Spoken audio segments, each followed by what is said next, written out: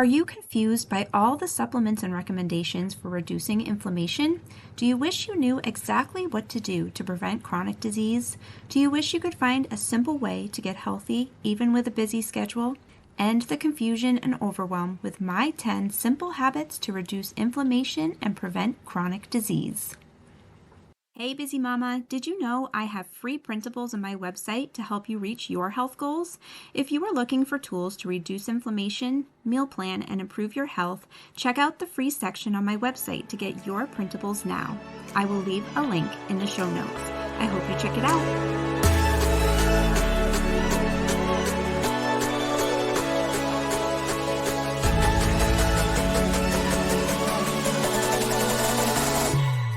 Busy mama, are you overwhelmed trying to get healthy and eliminate chronic pain for good? Does being a busy mom leave you exhausted so you put your health goals on the back burner? Have you given up on every diet and exercise program leading you right back to your unhealthy habits? Hi friend, I'm Ashley Cavolo, a busy working mom who struggled to manage debilitating chronic pain. I desperately wanted to feel better and be the best mom that I could be, but I didn't know how to start and had nowhere to turn. Until the day I decided the pain would no longer control my life. I discovered health and wellness can be simple, maintainable, and heal chronic pain. In this podcast, I will share tips and strategies to help you instill healthy habits, find more energy, and manage your chronic pain. Grab your notebook, that cup of matcha, and get ready to look at getting healthy in a whole new way.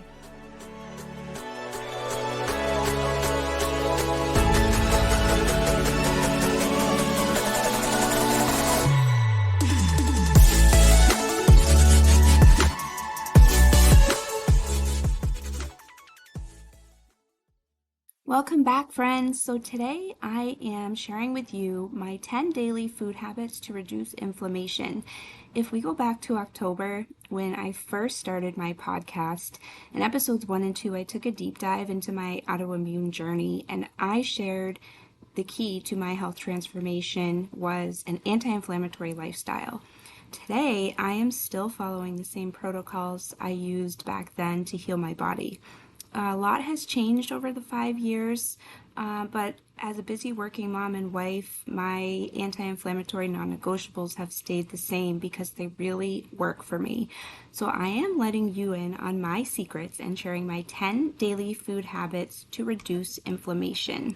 So before we dive in, let's just talk about what inflammation is for a few minutes. So if you have been following me, you know chronic inflammation is the root cause of most diseases. This is long-term inflammation that affects every organ, process, and cell within your body. When there is inflammation in the body, our immune system reacts to reduce it by releasing pathogens. The longer the inflammation lingers, the harder the immune system works, and eventually the pathogens will attack healthy cells and tissues to eliminate the problem. This causes a breakdown in the affected cells, tissues, and organs, leading to diseases such as Alzheimer's, dementia, diabetes, heart disease, cancers, liver and kidney disease, high blood pressure, and high cholesterol, to name a few. So in addition, the increase in inflammation suppresses the immune system, and this leaves you susceptible to illness. And this all sounds a little scary. However, most of the factors that cause inflammation are simply lifestyle choices in many cases. Smoking, alcohol use, eating processed foods, high sugar and carbohydrate intake, toxins in your environment, and stress can all trigger inflammation. However, like I said, these are choices. You can choose to do things differently in a healthy way that will reduce inflammation rather than letting it build up and take over your life. I will show you exactly how I do that on a daily basis. So first up, we have limit processed foods. Processed foods are loaded with toxic ingredients from dyes to highly inflammatory oils. And to put it simply, these ingredients wreak havoc on your body by feeding damaged cells and destroying the healthy bacteria in your microbiome. When you continue to eat toxic ingredients, your body becomes chronically inflamed, and this is when the risk for disease rises. So when it comes to processed foods, keep the following tips in mind. Look for food labels with 7 ingredients or less. Read labels and look for clean ingredients you recognize. Choose nitrate-free meats. Choose grass-fed, free-range meats. Stick to the following oils: olive, avocado, and coconut oils. Avoid options high in sugar. I like to stick to 7 grams or less. Avoid options high in carbohydrates. I look for 15 grams or less. Avoid processed oils such as palm, sunflower, rapeseed, safflower, cottonseed, peanut, canola, and vegetable oils. And just a side note from personal experience, the following oils are highly inflammatory to my body: peanut oil, sunflower, and safflower oils. The severity of your inflammatory reaction will depend on your body. And next, is one of my favorite things to talk about: increasing whole foods. Whole foods are full of antioxidants and phytochemicals that fight free radicals and support cell health. Healthy cells keep damaged cells at bay, reducing the risk of disease and increased inflammation. And in return, you will reap anti-inflammatory benefits throughout your entire body. So here is what I aim for each day at minimum. If you go above and beyond these goals, that is a major win. Include 1 to 2 servings of vegetables at each meal. Have a fruit or vegetable with every snack. Top your meals with additional fruits or veggies. So talk about salads and we just pile on diced veggies, beans, things like that. Or if you're having, say, tacos, top it with diced veggies. And then my favorite whole foods to include in my day are berries, avocado, leafy greens, broccoli, cauliflower, onion, peppers, tomatoes, sweet potatoes, zucchini, and summer squash. And if you add broccoli sprouts to meals, you will get very high anti-inflammatory properties. Next up, try gluten-free. See if it works for you. For some people, including myself, gluten triggers a response in the body that increases inflammation. If we are not aware of it, we continue to eat gluten and inflammation becomes chronic. I discovered my issues with gluten after taking a month-long break from it. My inflammation and digestion issues improved within a matter of weeks. So when choosing gluten-free, pay close attention to the ingredient labels. Gluten-free does not always equal healthy. Look for the ingredients that you recognize. Avoid processed oils such as palm, sunflower, rapeseed, safflower, cottonseed, canola, and vegetable oils. And I swap bread, cracker, and chip products with gluten-free options as often as possible. And next, this one is big for me. It may not be so important to you, but I watch carbohydrates and sugar levels. Carbohydrates and sugars can be found in processed foods and are naturally found in fruits and vegetables. However, the processed kind are the concern here.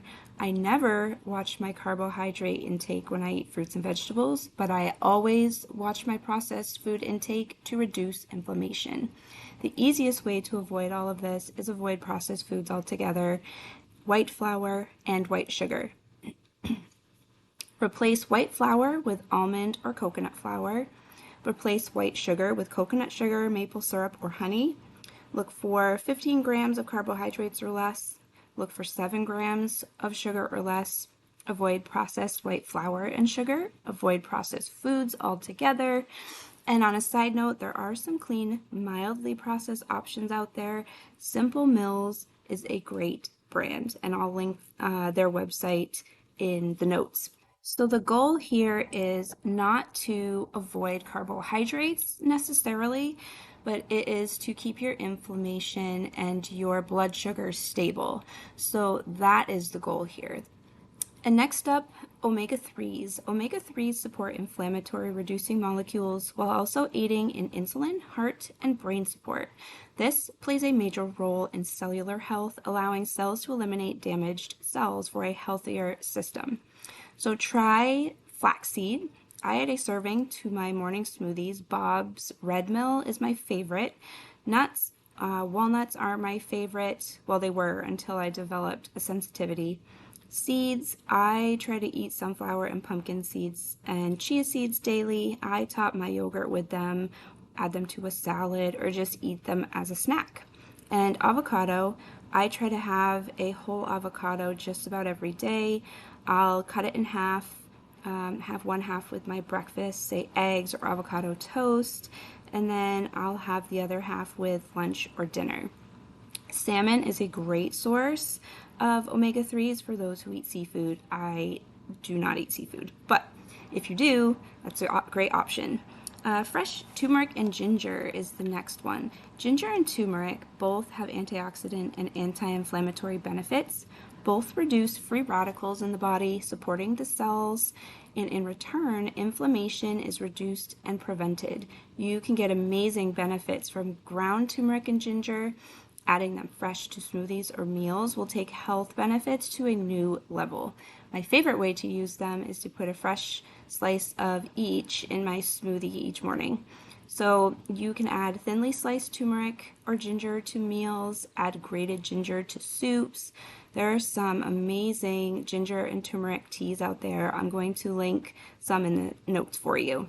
Next up is healthy fats. Healthy fats provide a dose of monounsaturated and polyunsaturated fats, which play a role in reducing inflammation. In addition, healthy fats will keep you fuller longer and aid in slowing your metabolism, which is an added plus.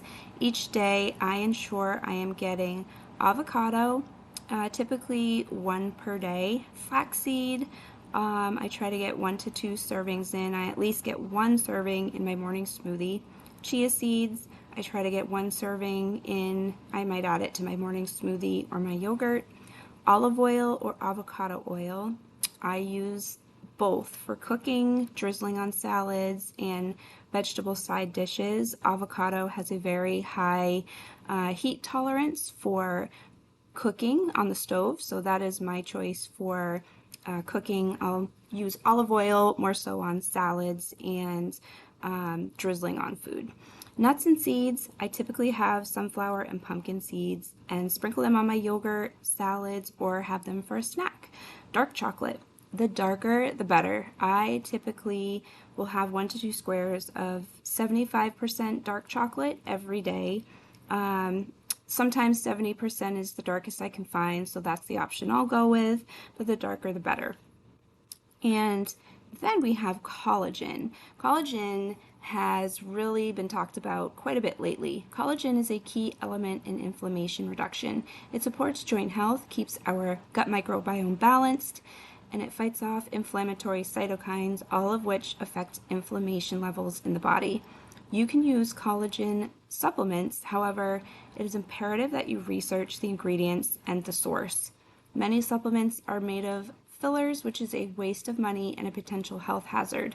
Collagen is typically made from cows' eggshells and fish, so ensure your collagen is sourced from antibiotic-free grass-fed animals and wild-caught fish. And in addition, foods rich in vitamin C, copper, and zinc aid in collagen production. So below are my favorite ways to get collagen each day. I use Ancient Nutrition collagen. This is a bovine collagen. The ingredients are clean and they are very clear about where they are sourced. I add 1 serving to my morning smoothie every day. I try to get in beans and legumes each day. I add them to my salads and my meals. Broccoli, add to salads and meals. Tomatoes, I like to dice them up and add them to salads and my meals as well. And then, of course, nuts and seeds. And then, one of my most favorite secrets to reducing inflammation, and it happens to be free, this is water. Water is a key player in the body's detoxification process as well as hydrating organs.